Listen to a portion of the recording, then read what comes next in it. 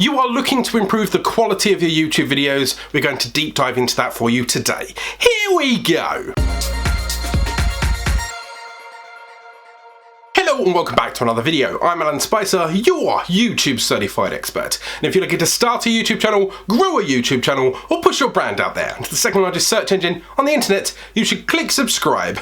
Start creating. The only thing that makes you stand out against everybody else in your niche and on YouTube is the quality of your content. It doesn't have to cost you an arm and a leg. There are a few tweaks and a few tips that can help you nail every fine detail of your video going forward. Number one, check your equipment. I always say this at the start of these type of videos. Why? Because you may have been creating the best video in the world and then you've spent a lot of time, 20 minutes, 30 minutes recording a video. Or even worse, you've got out into the world, you've recorded it over 2 or 3 days, you've maybe even spent money on actors or positionings or you know, just where you're recording it, that kind of thing. And then you get back after a week's worth of recording and you realise that microphone was unplugged or that camera weren't working or that was a bit shaky or blah, blah, blah, blah, blah. If you check your equipment, you set yourself up for success in the future. It's easier to, you know, work with the footage you're supposed to be having than fix the bad audio that could have been easily sorted out by just poking the wire in and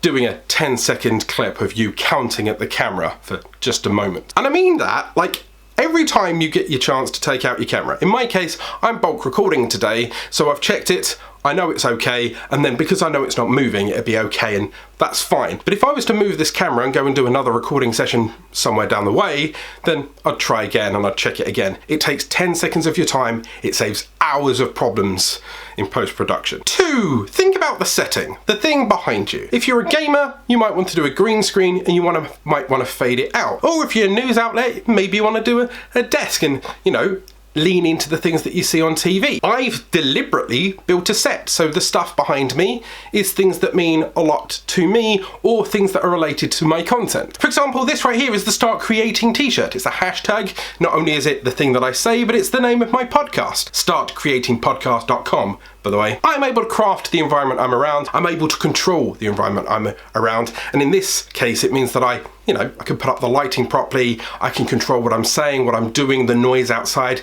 Every detail I can control, and it makes the video slicker. But Alan, what if I want to go outside? That's fine. Just pay attention to what's around you. It will be easier for you to vlog in the quiet part of the park that you live near than it would be right in the middle of the football match. You get a better video if you happen to be a few steps away from the waterfall so they can hear you than you right in the middle of the waterfall where your camera's getting wet and everything's screwed and no one can hear anything and that footage is pointless. Also, think about what could be interesting. Maybe you are going to London and you want to frame the photo. So instead of you being up against a brick wall, maybe you twist the tripod, you point it towards 2 phone boxes that are clearly red phone boxes, or the bus lane, or whatever. Just focus on what's around you because maybe you can frame it and the context behind you makes people understand what you're doing, why you're doing it, and it may even make for a great thumbnail. 3, pay attention to your lighting. You may be out and about, you may be walking down the canal. If the light happens to be in your eyes, it may cause lens flare, it may make you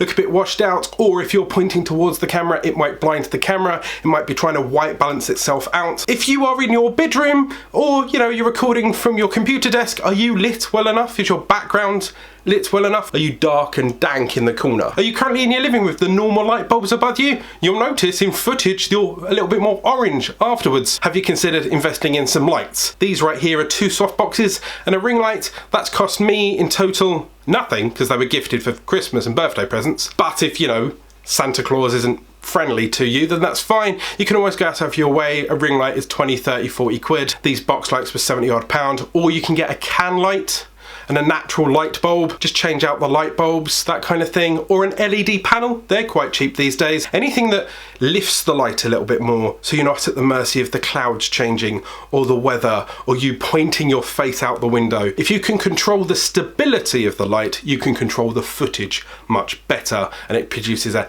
better end quality product. Audio! Can Can you hear me? Pay attention to how you sound. Once again, part of the equipment check, are you too echoey? Maybe you're too far away. Are you too quiet? Maybe you're not close enough to the mic. Maybe you can't move closer to the microphone, so you'll need to talk louder and clearer and enunciate. Or you're recording in a very busy place and you're worried about the background ambient noises. Maybe you're at a football match. Maybe you're wandering around London, or I had a problem when I was wandering around a canal and I needed to solve my own audio issues. If you nail your audio, people will forgive you. If you need more tips on audio, I've done a video and I'll put it in the iCardy thing up here. 5. Focus on the quality of the video you are creating. Are you shaky? Are you wandering around all over the place? Is there something you can do to calm down, walk slower, maybe frame yourself a little better? Framing's very important. You need to frame yourself, make sure that you're doing the rule of thirds where your eye is somewhere in the middle. You're not too crunched in a corner, you're not too much of it because it's a bit imposing or a bit personal. At the end of the day, if you focus on how it looks,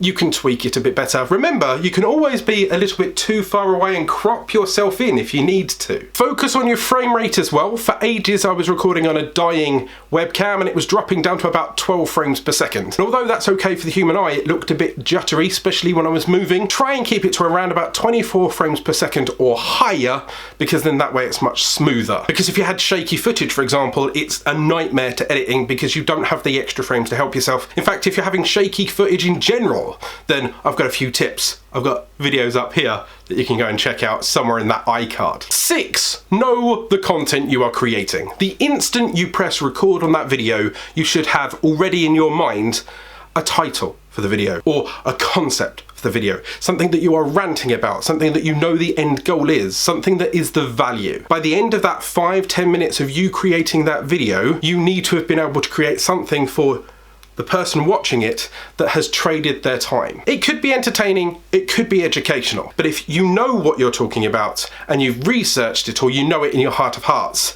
then it will create a better video because you're going to talk about it more honestly, more passionately to the camera. Your love will come out, maybe your personality will come out, maybe you can rub your man nipples on camera and confuse the living crap out of the people that are new to your YouTube channel. Alan, well done. Consider how you are delivering it. I personally use bullet point notes that are either sat on a laptop just behind me or on my phone when recording, because then that way I have the main title, I know what I'm talking about, and then I can work my way through the bullet points to prompt myself. Some people use full scripts, that's fine. Are you able to read it? Are you able to read it without it being wooden? Or does that help your disability to have something just in case you're going to forget it or that you need to come back to it? Maybe you're off screen, so that's not a problem. But if you know what you're talking about and you know how to prompt yourself with it, it will make the content flow better. 7.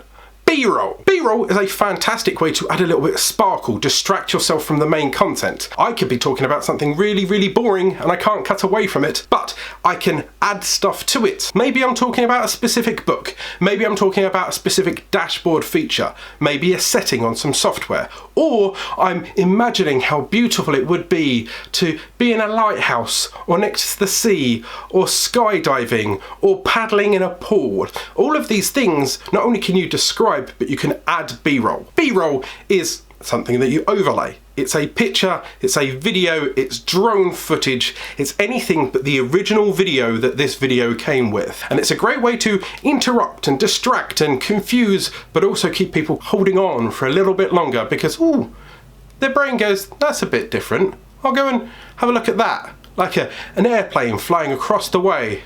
Because that's totally not a noise that's destroying my video right now from outside. It's actually part of the video footage, I promise. I promise. But you too can master your video and audio content by checking out these videos here. Go out there, start creating.